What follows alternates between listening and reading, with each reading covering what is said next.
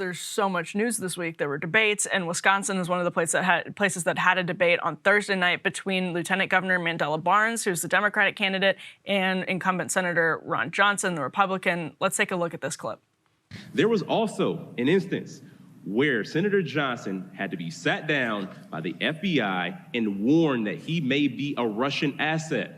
We cannot trust Senator Johnson to protect democracy abroad because we can't even trust Senator Johnson to protect democracy here at home. Mr. Johnson, you do have a chance on a rebuttal for that, and then you do have a chance on a rebuttal. We'd also want to ask you that question about Ukraine. Well, first of all, I wish President Biden were more concerned about defending every inch of U.S. territory against the invasion on our southern border. I certainly would want to get a full accounting of what we've already allocated, what the weapons have, what weapons we've sent to Ukraine, what we need to replenish in our own stockpile. I've been to Ukraine repeatedly. I've been the chairman and now ranking member of the European Subcommittee on Foreign Relations. I was at President Zelensky's inauguration. The Ukrainian people want what we want. They want freedom. You have another 30 seconds. I'm sorry. You have still another 30 seconds. Okay. On the question of Ukraine. Okay. So the Ukrainian people want what we want. They're defending their children, their freedom. I think it is good for us freedom-loving peoples to hang together and provide them the defensive weaponry so they can defend their territory. But again, I want a full accounting.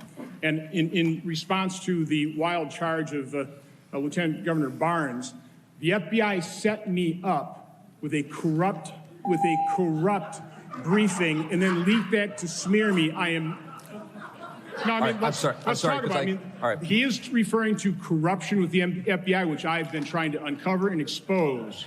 Okay, so Ron Johnson is 100% correct there, and the audience's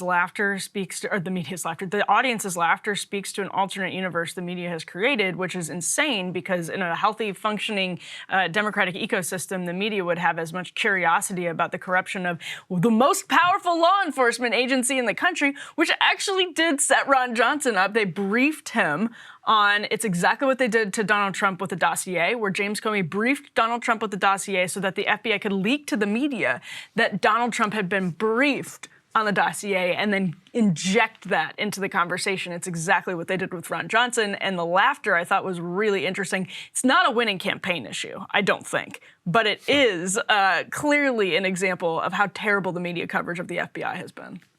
Yeah, I mean, I watched that and I enjoyed seeing Ron Johnson get laughed at. But then I was like, FBI actually did kind of set him up. They totally did. Because they come in and they brief and they say, hey, we just want to warn you that you're at risk of getting targeted by Russian disinformation and other agents and assets. And he's like, okay, cool. Guys, and it's like, thanks. Of course. Thank you. By the way, thanks for the heads up. And then it's like later, in the media reports that he's been warned by the FBI that he's a stooge. So, yeah, that is, if you're Ron Johnson, you're like, you kind of did set me up. And then they set him up double because then he has to say that the FBI set him up, and he looks like an idiot when he says that. Yeah, say Eric Swalwell were a Republican, and the FBI came to him and said, you're at risk of a... That girlfriend of yours is a Chinese spy. Right, you're at risk, and he actually did. This is something that we actually have knowledge of, but let's say they came to him and said, you could be the subject of Chinese disinformation, and let's say he didn't do anything. Let's say he noticed that when Fang Fang was courting him, it seemed like it could be a spy, because obviously, and he then is... If he's a Republican, the FBI leaks that to the media to make him look like he's in bed with China, even if he isn't, which in this case he was. But it's just a classic FBI move, and it did happen to Ron Johnson. And the fact that the audience is laughing to me was a really sad indictment on our media. Meanwhile, Ron Johnson did, and I don't want to let him off the hook completely here, did admit to participating in what is alleged to be a crime, which is the fake elector scheme. Mm-hmm. And he said this, I'm going to read this because he said this to a local reporter. I was like, he just said it. He said, my involvement in that attempt to deliver spanned the course of a couple seconds. I think I fielded 3 texts and sent 2, Johnson told the reporter. I had virtually no involvement. Literally, my involvement lasted seconds.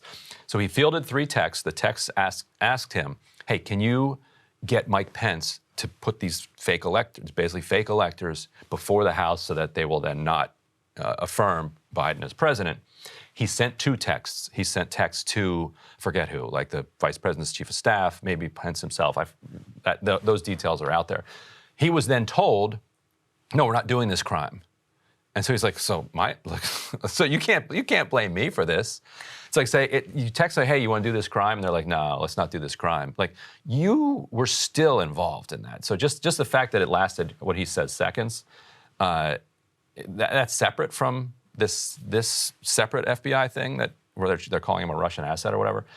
But I didn't want to let Ron Johnson's segment go by without. You do love that clip, whereas I think what Ron Johnson is doing there is saying, like, the media coverage of this is blowing it out of proportion. And I think it's true that the media coverage is blowing it out of proportion. I don't disagree with you that there's still something that shouldn't have happened. He worked with the conspirators to be the funnel to get to Mike Pence, a scheme to illegally and illegitimately undermine the lawfully elected electoral college people. He didn't so that the actual president would not be nominated. I think that's it's hard to blow that out of proportion. I mean, it doesn't make him like a high-level conspirator. It means he's someone who, as he said, and he admitted it, right, that he bagman. He passed information along. Not great. I don't think it makes him like this high-level part of the conspiracy in general. All that is to say, the midterm races. This is a race that had a poll come out this week that had Ron Johnson now up 6. It was a poll that had him down, the Marquette University poll that had him down about a month ago. Yeah. So there's been a disaster for Democrats. Yes, and Mandela Barnes, they obviously knew going in, had a lot of sort of defund the police type leftist activist baggage, which we've talked about here before. He's now getting hit for a bunch of RT appearances, which is not great for liberals. Not great. Cable news is ripping us apart, dividing the country, making it impossible to function as a society, and making it impossible to know just what is true and what is false. But the good news is they are failing and they know it. That is why we're building something new, a new mainstream, a healthier one, something more trustworthy, something that we are going to need in one of the most pivotal times in American history. We are building up here for the midterms, for the upcoming presidential election, but we need your help. So if you can help us out by becoming a premium member today at breakingpoints.com, we're trying to change America for the better and the entire world. So what are you waiting for, guys? Go to breakingpoints.com and sign up and help us build a new mainstream.